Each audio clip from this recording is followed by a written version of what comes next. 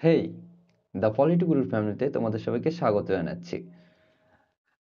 তো আজকে নিয়ে এসেছি রাষ্ট্রবিজ্ঞানের কিছু ইম্পর্টেন্ট প্রশ্ন, মানে বড় প্রশ্ন 8 মার্কের।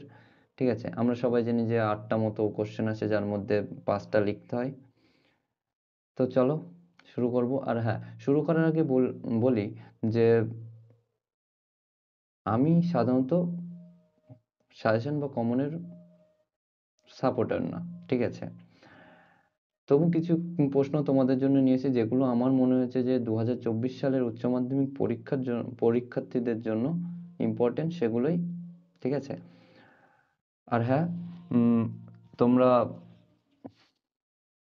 সেই 5টা কমন দিলে 5টাই আসবে, বা 8টা কমন দিচ্ছি 8টার মধ্যে 5টা, একটার মধ্যে একটা কোশ্চেন, এই যে টাইপের কথাগুলো, এই রকম এর মধ্যে পড়ো না, ঠিক আছে। কিছু কোশ্চেন পড়ে যাও, ওই 8টার মধ্যে বাই চান্স যদি না আসে, পুরো শেষ। যেই আশাটা রেজাল্টে ভালো রেজাল্ট করা, সেটা আর পূরণ হবে না, ঠিক আছে। তো কয়েকটা বেশি পড়েও, বেশি 15-16টা, এর থেকে বেশি পড়াই যায়, ঠিক আছে। এতটা পড়াই যায় একটা ভালো রেজাল্ট করার জন্য, 15-16-20টা কোশ্চেন করা উচিত অ্যাকচুয়ালি। কিন্তু ওই 8টায় 8টা, 5টায় 5টা, এইরকম রিস্ক নিয়ে যেও না। ওটা ভাগ্য ভালো থাকলে চলে আসবে, ঠিক আছে। আর সব থেকে বড় কথা, টেক্সট বই ভালো করে পড়তে হবে, আমি বারবার বলছি, ঠিক আছে। তবু চলো কিছু কোশ্চেন ইম্পর্টেন্ট বলা যাক। আর হ্যাঁ, এখনো পর্যন্ত যদি দা পলিটি গুরুর ফ্যামিলিতে যুক্ত না হয়ে থাকো, সাবস্ক্রাইব করে যুক্ত হয়ে যাও। তো চলো শুরু করা যাক। তো প্রথম অধ্যায়ে কি থাকছে? প্রথম অধ্যায় থেকে 3টে কোশ্চেন থাকছে। কি কি? আন্তর্জাতিক সম্পর্ক কাকে বলে? আন্তর্জাতিক সম্পর্ক ও আন্তর্জাতিক রাজনীতির মধ্যে পার্থক্য লেখো। ঠিক আছে, এটা বেশ ইম্পর্টেন্ট। আরেকটা এর সঙ্গেই আছে, দেখে রাখার মতো, যে আন্তর্জাতিক সম্পর্ক কাকে বলে, আন্তর্জাতিক সম্পর্কের বিকাশের ধারা বর্ণনা করো। এটা একটু দেখে রেখো, ঠিক আছে। 3 নম্বর, বিশ্বায়ন কাকে বলে? বিশ্বায়নের প্রকৃতি ও বিভিন্ন রূপ আলোচনা করো। ঠিক আছে, এই 3টে কোশ্চেন প্রথম অধ্যায় থেকে থাকছে। এবার নেক্সট, পঞ্চম অধ্যায় দেখো। দ্বিতীয়, তৃতীয়, চতুর্থ অধ্যায় থেকে কোনো বড় কোশ্চেন আসবে না। তো পঞ্চম অধ্যায় থেকে 8 মার্কের থাকছে। কি কি? এক হচ্ছে, গান্ধীজির সত্যাগ্রহ সম্পর্কিত ধারণাটি আলোচনা করো। আর এই কোশ্চেনটা একটু ঘুরিয়ে আসতে পারে, গান্ধীজির রাজনৈতিক দর্শন সম্পর্কে আলোচনা করো। ঠিক আছে। নেক্সট 5 দাগের, মার্কসের রাষ্ট্র সম্পর্কিত তত্ত্বটি আলোচনা করো, একটু দেখে রেখো। আর 6, মার্ক্সবাদ কাকে বলে? কার্ল মার্কসের ঐতিহাসিক বস্তুবাদ তত্ত্বটি আলোচনা করো। ঠিক আছে। নেক্সট, ষষ্ঠ অধ্যায় দেখো। 6 নম্বর অধ্যায়ে থাকছে, ক্ষমতা স্বতন্ত্রীকরণ নীতি কাকে বলে? এর পক্ষে বিপক্ষে যুক্তি দাও। দেখো, এরই একটা অনুরূপ কোশ্চেন, পূর্ণ ক্ষমতা স্বতন্ত্রীকরণ নীতি সম্ভব নয়, সমীচীন নয়, উক্তিটি আলোচনা করো। দেখো, এই দুটো প্রশ্নেরই উত্তর একই, কিন্তু একটা জিনিস মনে রাখবে, যে যদি দ্বিতীয় নম্বর কোশ্চেনটা, মানে পূর্ণ ক্ষমতা স্বতন্ত্রীকরণ নীতি সম্ভব নয়, সমীচীন নয়, এই কোশ্চেনটা আসে, তবে কি করবে? বিপক্ষে আগে লিখবে, পরে সপক্ষে লিখবে। আর প্রথম কোশ্চেনটা যদি আসে, তবে তুমি যে কোনো লিখতেই পারো, সপক্ষেও আগে লিখতে পারো, বিপক্ষেও আগে, সেটা তোমার ব্যাপার। কিন্তু দ্বিতীয়টার ক্ষেত্রে বিপক্ষেটা আগে লিখবে, ঠিক আছে। চলো 8 দাগের, এক কক্ষ বিশিষ্ট ও দ্বিকক্ষ বিশিষ্ট আইনসভার পক্ষে বিপক্ষে যুক্তি দাও। এটা দেখো, দুটো আলাদা প্রশ্ন, কিন্তু একসঙ্গে কেন দেওয়া হয়েছে? একটা পড়লে দুটোর অ্যান্সারই হয়ে যাচ্ছে। ধরো, এক কক্ষই যেটা পক্ষে লিখেছো, সেটা দ্বিকক্ষের জন্য বিপক্ষে হয়ে যাবে। আর এক কক্ষে যেটা বিপক্ষে লিখেছো, দ্বিপক্ষের জন্য সেটা সপক্ষে হয়ে যাবে। তাই জন্যই, ঠিক আছে।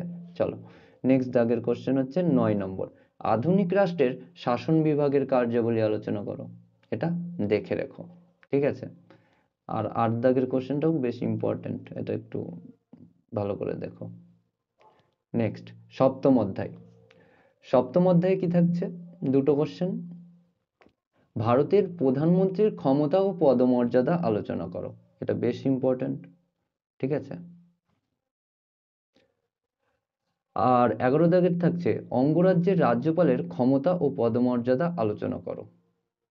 আর এরই অনুরূপ কোশ্চেন, রাজ্যপালের শাসন সংক্রান্ত ক্ষমতা আলোচনা করো। দেখো এই দুটো কোশ্চেনের মধ্যে যেটাই আসুক একই উত্তর, যে অঙ্গরাজ্যের রাজ্যপালের ক্ষমতা বা পদমর্যাদা এবং রাজ্যপালের শাসন সংক্রান্ত ক্ষমতা, দুটোর উত্তর একই হবে। নেক্সট কোশ্চেন, অষ্টম অধ্যায়। অষ্টম অধ্যায়ে প্রথম 12 নম্বর কোশ্চেন হচ্ছে ভারতীয় পার্লামেন্টের আইন পাশের পদ্ধতি। এটা বেশ ইম্পর্টেন্ট, ঠিক আছে, একটু ভালো করে দেখো। 13 দাগ, লোকসভার অধ্যক্ষের বা স্পিকারের ক্ষমতা ও পদমর্যাদা আলোচনা করো। লোকসভার অধ্যক্ষ বা স্পিকার, ঠিক আছে। এবার আমরা যাব 14 দাগের কোশ্চেন, ভারতের পার্লামেন্টের উভয় কক্ষের মধ্যে পারস্পরিক সম্পর্ক ব্যাখ্যা করো, ঠিক আছে। এবার আসি নবম অধ্যায়, ক্রেতা সুরক্ষা আদালত বা লোক আদালত সম্বন্ধে একটি টিকা লেখো। একটা বেশ ইম্পর্টেন্ট কোশ্চেন। 16 দাগ এবং লাস্ট প্রশ্ন, হাইকোর্টের গঠন ও কার্যাবলী ব্যাখ্যা করো, ঠিক আছে। হ্যাঁ, এবার বলে দিই এই 16টা আমি কখনোই বলবো না এই 16টা পড়লে 16টার বাইরে কিছু আসবে না। ভাগ্য খারাপ থাকলে আসতেও পারে, যদি খুব প্রশ্ন কোনো রকম কঠিন হয়, কারণ আমি তো প্রশ্ন করছি না, আমার এগুলোকে খুবই ইম্পর্টেন্ট মনে হয়েছে তাই তোমাদের সঙ্গে শেয়ার করলাম, ঠিক আছে। আর ভালো করে টেক্সট বই পড়ো, টেক্সট বইয়ের ওপরে কোনো কমন হতে পারে না, ঠিক আছে। আর আমি 16টা দিয়েছি এবং আমি বলছি না এগুলোই আসবে, এবং হতে পারে যে এগুলোই এর মধ্যে আসবে, আবার নাও আসতে পারে, ঠিক আছে। হ্যাঁ, আর কিছু বলে দিই, রাষ্ট্রবিজ্ঞানে কিছু ভালো নাম্বার কি করে পাওয়া যায়। এক, এমসিকিউ এসিকিউ এর জন্য তোমার আমি প্রথমেই বলেছিলাম যে ভালো করে ওই মডেল প্রশ্ন যেগুলো রয়েছে টেস্ট পেপারের সবগুলো খুব ভালো করে পড়ে ফেলো। টেক্সট বই তো পড়তেই হবে, তারপরের কথা বলছি।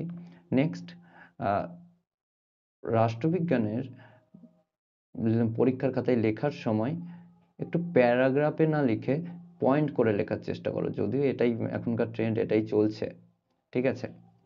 আর আমরা সবসময় মনে করি যে বইয়ের ভাষায় লেখার চেষ্টা করি, মুখস্থ বিদ্যা। অ্যাকচুয়ালি রাষ্ট্রবিজ্ঞানের টিচাররা মুখস্থ বিদ্যার থেকে বলতে পারো বা বইয়ের ভাষার থেকে নিজের ভাষায় লেখা যেটা বলে সেটাকে বেশি পছন্দ করে, ঠিক আছে। আর নেক্সট আরেকটা জিনিস যেটা বলবো, যে খাতা সাজাতে হবে একটু সুন্দর করে, যে সব যেরকম বলতে পারো যে প্রথম পেজে মার্জিন টানো। সুন্দর মানে এই নয় যে হাতের লেখা খুব সুন্দর ডিজাইন করলাম, এরকম নয়। সুন্দর মানে জাস্ট পর পর লেখো, যে ধরো বড কোশ্চেন গুলো আগে লিখলে, যেখানে বড কোশ্চেন লিখছো সেখানেই বড কোশ্চেন লেখো। আবার যেই জায়গায় শর্ট কোশ্চেন লিখছো, ধরো এক দাগের শর্ট কোশ্চেন গুলো এমসিকিউ গুলো লিখছো, এমন করো না যে এখানে 10টা এমসিকিউ লিখলাম আবার লাস্ট পেজে 10টা এমসিকিউ লিখলাম। এমসিকিউ এর জন্য অল্প একটু পেজ, পারলে এক পেজ ফাঁকা রেখে দাও, ওকে, কিন্তু এক জায়গায় লেখো, তাহলে স্যারদের সুবিধা হয়, বোঝা গেল। আর মার্জিন টানার ক্ষেত্রে যেটা বললাম, যে প্রথম পেজটাই মার্জিন টানো, পরের গুলো ভাঁজ করে রাখো, ভাঁজ করে নাও 4-5টা, এবং লেখার শেষে যদি সময় থাকে তাহলে মার্জিন টেনে দাও। আগে টেনে ফালতু ফালতু সময় নষ্ট করার কোনো দরকার নেই। আর অযথা কিছু লিখো না, প্রশ্নের অ্যান্সার যেটা চেয়েছে সেটাই লেখো, ভালো করে প্রশ্ন পড়ো, ঠিক আছে। অযথা লেখা রাষ্ট্রবিজ্ঞানের টিচাররা পছন্দ করে না, এটা আমার মনে হয়, ঠিক আছে। চলো, আশা করা যায় ঠিকঠাকই যাবে। আর আবারও বলছি যে টেক্সট বই পড়ো, তারপরে এই কোশ্চেনগুলোকে ভালো করে নজর দিও, ঠিক আছে। আর হ্যাঁ, এখনো পর্যন্ত দ্য পলিটি গুরুর ফ্যামিলিতে যুক্ত না হয়ে থাকলে যুক্ত হয়ে যাও। আর এই ভিডিওটা যদি ভালো লাগে তবে তোমার বন্ধুদের কাছে শেয়ার করতে পারো, ঠিক আছে। চলো, থ্যাংক ইউ।